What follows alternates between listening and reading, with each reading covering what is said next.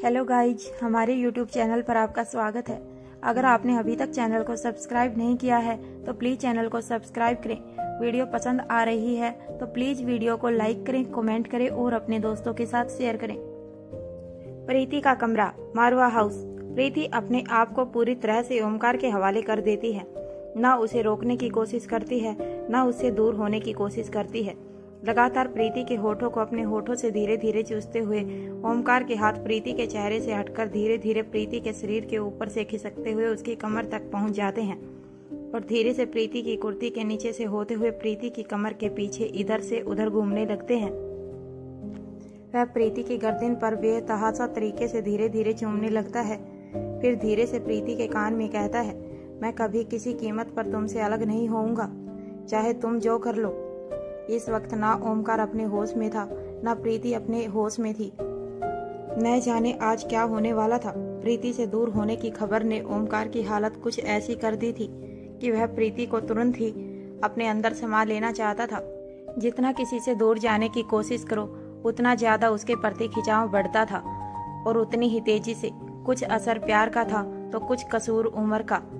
रही सही कसर इस बात ने पूरी कर दी थी कि अपना सब कुछ गवा देने के बाद अब प्रीति को अपना प्यार भी खोना होगा। प्रीति के सोचने समझने की शक्ति ने जैसे काम करना ही बंद कर दिया था। जो पिछले 5 सालों में कभी नहीं हुआ वह इस पल घट रहा था। यह पल मिनटों में और मिनट आधे घंटे में बदल जाते हैं। इससे पहले कि सारी सीमाएं टूट जाती, दरवाजे पर आवाज होती है। बाहर से किसी ने दरवाजे को खोलने की कोशिश की थी, लेकिन दरवाजा अंदर से लॉक होने की वजह से खुल नहीं पाया। अब कहीं जाकर प्रीति को अपनी स्थिति का एहसास होता है। इस वक्त प्रीति और ओमकार दोनों ही अजीब से नशे में चूर थे। तभी उनके कानों में भूमिका की आवाज आती है, प्रीति दरवाजा खोलो। सोना बाद में, पहले मेरी बात सुनो, मुझे तुमसे बहुत जरूरी काम है। भूमिका की आवाज सुनते ही प्रीति अपनी जगह से उठ खड़ी होती है और जाकर सीधा शीशे के सामने खड़ी हो जाती है। पहले अपने बालों को ठीक करती है, फिर अपने चेहरे के साथ साथ कपड़ों को भी ठीक कर लेती है। ओमकार भी ऐसा ही करता है। प्रीति झिझकते हुए दरवाजे की तरफ बढ़ती है और दरवाजा खोल देती है। प्रीति ने सोचा था कि वह भूमिका की बात दरवाजे से ही सुनकर उसे वापस रवाना कर देगी या फिर खुद कमरे के दरवाजे से बाहर निकलकर उसके साथ चल पड़ेगी। लेकिन प्रीति के दरवाजा खोलते ही भूमिका बिना प्रीति को कोई मौका दिए अंदर चली आती है। अंदर जाकर जैसे ही उसकी निगाह ओमकार पर जाती है, भूमिका के चेहरे पर बड़ी सी मुस्कान आ जाती है। ठीक इसी वक्त भूमिका की निगाह बिस्तर पर जाती है। बिस्तर पर बिछी हुई चादर की हालत देखकर भूमिका उन दोनों को छेड़ते हुए कहती है, थोड़ा धीरे चलो, शादी से पहले बच्चे अलाउड नहीं है। भूमिका की बात सुनकर ओमकार को बड़ा ही अजीब सा महसूस होता है, जैसे चोर को रंगे हाथों पकड़ लिया गया हो। इससे पहले कि भूमिका कुछ और कहती, वह बिना एक शब्द कहे कमरे से बाहर निकल जाता है। अब भूमिका मुस्कुराकर प्रीति की तरफ देखती है। प्रीति का चेहरा एकदम शांत था। आंखें लाल दिखाई दे रही थी, जो कि रोने की वजह से थी, और वहीं चेहरा शर्म की वजह से लाल हो गया था। भूमिका अपना एक हाथ प्रीति के गले में डाल देती है और उसकी गर्दन को हल्के से दबाते हुए कहती है, अपनी सूरत देखो इस वक्त आईने में, तुम कितनी कमाल की लग रही हो। और अभी कुछ पूछूंगी तो कहोगी ऐसा कुछ नहीं है भूमिका दी। अब प्रीति के चेहरे पर हल्की सी मुस्कान आ जाती है। भूमिका प्रीति की गर्दन को अपनी पकड़ से छोड़ते हुए उसे गले से लगा लेती है और फिर कहती है, आओ मेरे साथ बैठो और मेरी एक बहुत जरूरी काम में मदद करो। इसके बाद दोनों बैठ जाती हैं। अचानक से भूमिका खामोश हो जाती है और कुछ सोचने के बाद प्रीति से कहती है, मैं तुम दोनों के बीच में कुछ कहना नहीं चाहती, लेकिन न जाने क्यों मुझे ऐसा लग रहा है कि तुम बहुत परेशान हो। क्या तुम मुझे बताओगी कि तुम्हारे इस छोटे से दिमाग के अंदर क्या बवाल मचा हुआ है? प्रीति कुछ पलों के लिए खामोश हो जाती है और निगाहें झुकाकर नीचे की तरफ देखने लगती है। भूमिका प्रीति के हाथ पर अपना हाथ रखती है और कहती है, ज्यादा सोचने से दिमाग खराब होता है और बोलने से दिमाग हल्का होता है, अब बोलो। जैसे ही प्रीति बोलने की शुरुआत करती है तभी वहाँ सनी आ पहुँचता है। कमरे का दरवाजा खुला हुआ था। वह धड़ल्ले से अंदर आ जाता है। सामने ही भूमिका और प्रीति को एक साथ देखता है तो सहसा ही सनी के मुंह से निकल पड़ता है, अरे भूमिका दी, आप यहाँ। अब भूमिका अपने चेहरे के भावों को बदलते हुए अपनी एक आंख की भौहें ऊपर चढ़ाते हुए सनी से कहती है, मैं यहाँ हो सकती हूँ, मेरे पास यहाँ होने की एक नहीं 1000 वजह हो सकती हैं, लेकिन तुम बताओ तुम यहाँ क्यों आए हो? अब यह मत कह देना कि तुम मुझे ढूंढते हुए यहाँ आए हो, क्योंकि मुझे मालूम है कि तुम यहाँ मेरे लिए नहीं आए हो। अब सनी भूमिका को रोकते हुए कहता है, रुको भूमिका दी, इस तरह सवाल दागती चली जाओगी या मुझे भी बोलने का मौका दोगी? मैं यहाँ ओमकार को ढूंढते हुए आया था। अब भूमिका अपनी आंखें बड़ी करके हैरानी से पूछती है, अच्छा? फिर आगे कहती है, तुम्हारा ओमकार तुम्हें यहाँ क्यों मिलेगा? अब सनी मुस्कुराकर कहता है, अगर यहाँ नहीं मिलेगा तो फिर कहाँ मिलेगा? मुल्ला की दौड़ मस्जिद तक। अगर वह अपने कमरे में नहीं है तो उसे यहीं होना चाहिए। भूमिका सनी से कहती है, यहाँ आओ, और फिर अपने पास बैठने का इशारा करती है। सनी मुस्कुराते हुए झट से आकर भूमिका के पास बैठ जाता है।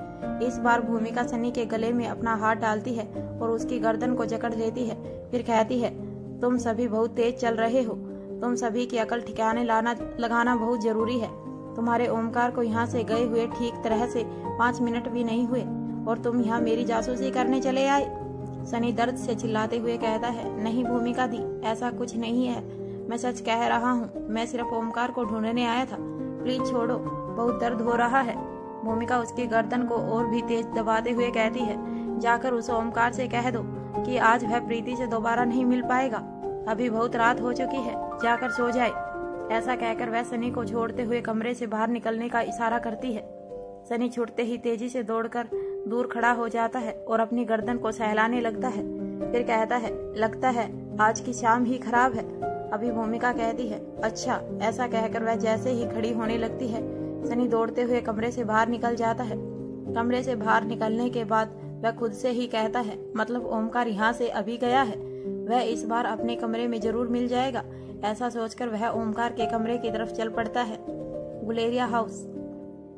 करण अपने दोनों हाथों को पीछे करके एक दूसरे में बांधे हुए गुलेरिया हाउस के दरवाजे पर ही खड़े थे। वहां खड़े हुए उन्हें काफी देर हो चुकी थी। घर के अंदर मौजूद सभी सदस्य बार बार एक दूसरे को इशारा कर रहे थे कि कोई पूछे कि करण वहाँ क्यों खड़े हैं। राजलक्ष्मी श्रेया को इशारा करती है कि वह करण से पूछे कि वह किसका इंतजार कर रहे हैं।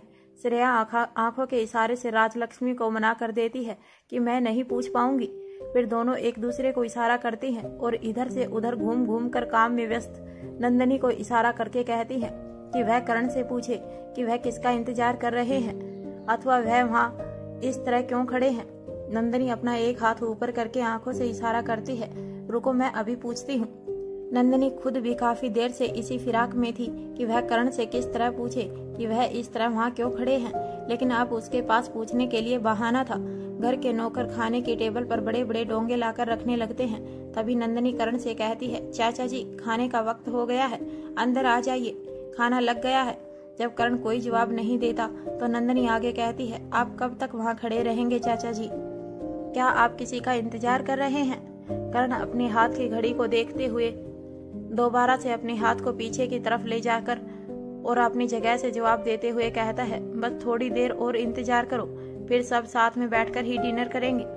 करण की यह बात सुनते ही नौकर नंदनी की ओर देखने लगते हैं। नंदनी नौकरों को आंखों के इशारा करती है कि वह थोड़ी देर इंतजार करे।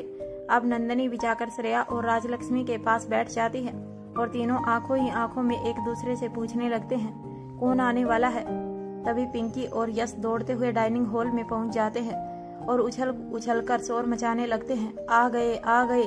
तभी नंदनी यश को पकड़ते हुए कहती है, क्यों इतना शोर मचा रहे हो, कुछ बताओगे भी? यश अपनी गर्दन को ऊंचा करते हुए कहता है, सुनने में वह बात नहीं जो देखने में है, खुद ही देख लीजिए।